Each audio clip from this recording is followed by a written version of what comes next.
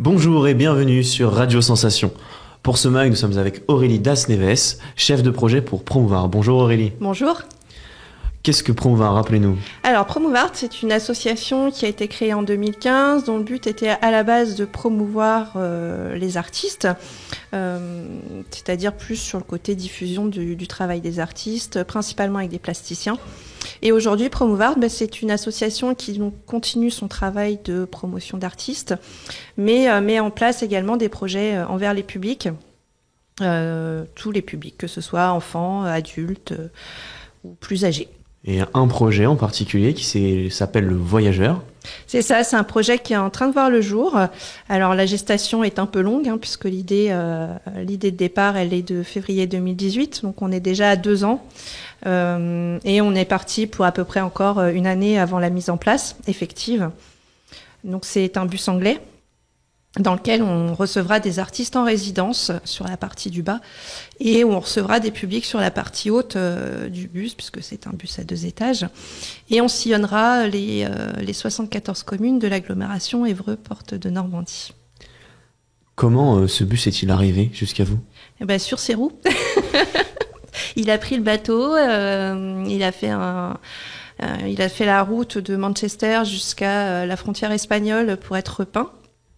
Et ensuite, il est remonté, donc il est stationné à Évreux sur le parking de Transurbain qui nous met gracieusement un emplacement à disposition. C'est un bus à 2 étages, vous disiez. Oui. Donc ça doit être compliqué de circuler. Alors, tout ce qui est pont, on oublie, parce qu'il fait 4,20 m de haut. Donc, il va falloir beaucoup anticiper les déplacements, sachant que, a priori, il n'y a aucun pont sous lequel on passe. Sinon, ça devient un bus décapotable et c'est pas l'idée. L'autre difficulté, c'est la conduite à droite, puisque c'est un bus anglais. Donc on a des chauffeurs motivés qui vont prochainement prendre l'outil en main. Quelles sont vos actions et prestations en attendant l'arrivée de ce bus? Alors en attendant le bus, c'est un peu c'est comme ça qu'on a appelé la programmation de cette année. On va recevoir des artistes en résidence sur des lieux existants. Alors là, la première, c'était au mois de janvier avec Thomas Brenner, qui est venu en résidence d'écriture à la Maison du Projet dans le quartier de Netreville. Et autour de cette résidence, donc on a reçu des jeunes de mission locale, avec qui on a passé un peu plus de 2 heures à discuter du métier d'artiste, de comment on devient artiste, et puis parce que ça se fait pas, malgré certaines émissions de télé-réalité, ça se passe pas forcément comme ça. Et c'était intéressant aussi de confronter leur parcours avec celui de l'artiste, puisque Thomas Brenner a commencé, s'est lancé tardivement, on va dire, dans sa carrière d'artiste. Donc il a eu un passé professionnel et c'était intéressant de pouvoir évoquer ça avec les jeunes. Et combien d'artistes sont en partenariat avec vous? On travaille à peu près avec une vingtaine d'artistes et ça tend à se développer, puisqu'on a lancé un appel à candidature.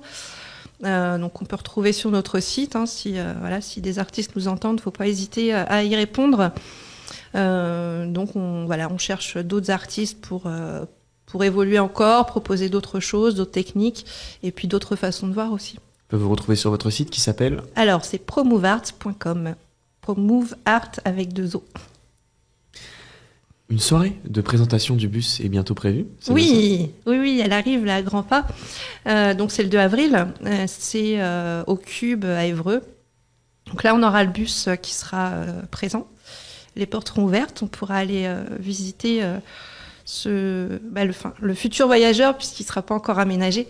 Mais l'idée, on a l'habitude d'emmener les publics dans les coulisses de la création artistique.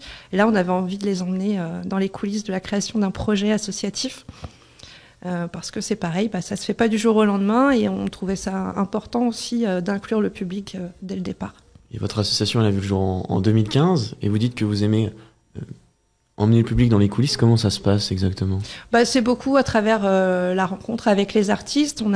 J'ai participé à l'élaboration d'un lieu qui s'appelle les Ateliers de la Cour à Pont-Audemer, donc avec l'artiste Franck Tillman, où on a On a installé des ateliers d'artistes ouverts au public. Donc, c'est-à-dire que les artistes travaillent. Donc, on a Franck Tillman qui est plasticien, Samuel Martin qui fait du dessin, Monique Borda qui fait de la linogravure et Mylan qui fait de l'illustration. Et les gens peuvent venir rencontrer les artistes, les voir travailler. Et voilà, voir comment une œuvre peut évoluer aussi. C'est intéressant. Y a-t-il d'autres types d'ateliers de ce genre que vous proposez ? Écoutez, c'est ce qu'on espère proposer en fait dans ce voyageur avec la partie résidence, ouais. Pouvoir créer cette rencontre dans l'espace de travail de l'artiste. Car on pourra venir visiter les travaux, mais également cet artiste travailler. Voilà, on pourra, quand il sera en fonction, on pourra venir rencontrer l'artiste dans son lieu de travail temporaire, puisque on table sur des résidences d'une semaine renouvelables.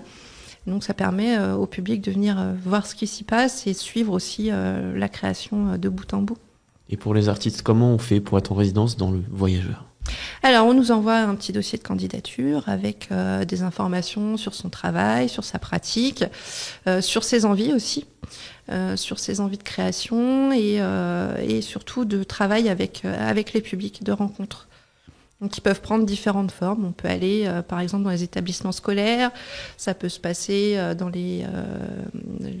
par exemple, les maisons de quartier. Voilà, ça peut prendre vraiment plein de formes différentes. Et c'est construit. Ces interventions sont construites vraiment avec les artistes. Donc, quand l'artiste sera dans le bus, il y a des horaires de travail finalement ? Oui, on aura. Alors, forcément, on est un peu obligé puisque le bus devra rentrer sur le parking de Transurbain pour l'instant. Parce que c'est le seul espace sécurisé qu'on ait trouvé pour l'instant. Mais on espère pouvoir développer et trouver d'autres lieux un peu ressources voilà, aussi, ça a quand même un impact écologique qu'on prend en compte. Et donc, on va essayer de limiter les déplacements. Mais oui, du coup, il y aura des horaires un peu imposés qui seront quand même souples, puisque la création, ça se décide pas de 10h à 18h, par exemple. Donc, quand l'artiste sera en résidence, c'est bien ça le terme ? Oui. Vous lui mettez à disposition des outils ou... Alors, ça va dépendre des artistes. Après, la plupart des artistes ont quand même leur travail, mais effectivement, s'il y a un besoin précis, après, tout ça se construit vraiment avec l'artiste. Et vous le disiez, 74 villes, c'est bien ça ? 74 communes, ouais, sur l'agglomération. Et dans l'année, on va essayer d'aller sur toutes les communes. En changeant, on a découpé l'agglomération en 7 secteurs différents. Et donc, on va changer de secteur toutes les semaines. D'accord, mais si je comprends bien, une semaine par emplacement, c'est bien ça ? Ça va être compliqué, 74 par an. C'est une gestion logistique qui est assez intense. Surtout au début, on risque d'avoir des petits ratés, forcément. Mais on va essayer de faire au mieux pour pas que ça arrive. Et comment être au courant des destinations ? Comment le public, les horaires, comment ça se passe ? Alors, en venant nous rencontrer, ou plus simplement, ça va être la page Facebook où on publiera régulièrement les futures interventions. Car vous avez un local immobile, si on peut dire ? Non, on n'aura que Totalement mobile comme association. Totalement mobile, c'est ça. Comment on peut vous retrouver ? Et rappelez-nous la date de la présentation qui est ouverte à tous, c'est bien ça ? C'est ça, c'est ouvert à tous, il faut absolument venir, on vous accueillera, on a un moment, ça va être un moment festif, on a un concert donc de Thomas Brenner qui est en résidence au mois de janvier, donc qui va nous proposer quelques morceaux. On aura aussi la présence de notre parrain, qui est Oldelaf, qui est le parrain du projet. Et puis on aura aussi un petit mot forcément de notre président et puis des institutions qui nous soutiennent, l'agglomération, le département, la préfecture, voilà. Est-ce qu'on aura la chance de découvrir ceux qui retapent le bus ? On espère qu'ils seront là. Eh bien, merci d'avoir été avec nous. Aurélie Das-Neves, chef de projet pour Promouvoir. Vous pouvez la retrouver sur le site donc promouvoir.com. Et vous pouvez retrouver ce mag et tous les autres sur radiosensation.fr. Vous pouvez également nous retrouver sur la page Facebook Radio Sensation Normandie, sur la page YouTube du même nom. À la prochaine.